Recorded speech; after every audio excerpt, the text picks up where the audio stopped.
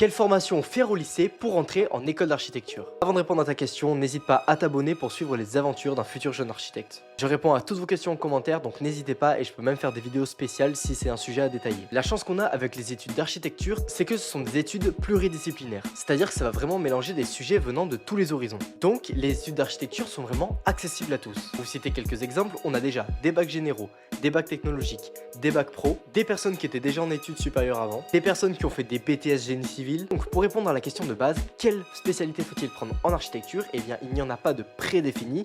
Évidemment 80% des gens qui vont en architecture ont fait maths physique. Et si vous avez d'autres spécialités, vraiment aucun problème, tant que justement vous arrivez à les remanier dans le domaine de l'architecture. Si vous avez fait par exemple de la SES, vous pouvez dire que je connais rien. Mais en tout cas, au-delà de la formation, c'est vraiment la curiosité, la passion qui va parler pour se faire accepter en architecture. Enfin bref, l'architecture, ça se cantonne vraiment pas à une formation qu'on a fait de base, sauf qu'il y a une exception. Et d'ailleurs, j'avais vraiment envie de vous partager cette vidéo parce que moi, je me suis fait avoir par ça. Dans toutes les écoles supérieures nationales d'architecture, il y en a quelques-unes qui proposent un double cursus. Ça va donc être une double formation, cette fois en 7 ans, pour devenir à la fois architecte et ingénieur. Et pour faire cette formation, il est absolument obligatoire, et je dis bien absolument obligatoire, d'avoir soit maths physique en spécialité au lycée en terminale, soit maths sciences de l'ingénieur. Sinon, il vous est impossible de rentrer dans cette formation. J'avais déjà cherché s'il y avait des petites passerelles à faire, mais en tout cas pour moi c'était assez compliqué. Et ça, je l'ai appris quand j'étais en première et j'ai même presque hésité à redoubler ma première, à repasser en général pour pouvoir faire ce double cursus. Et honnêtement, vu le temps et l'investissement dont on a besoin pour ce double cursus,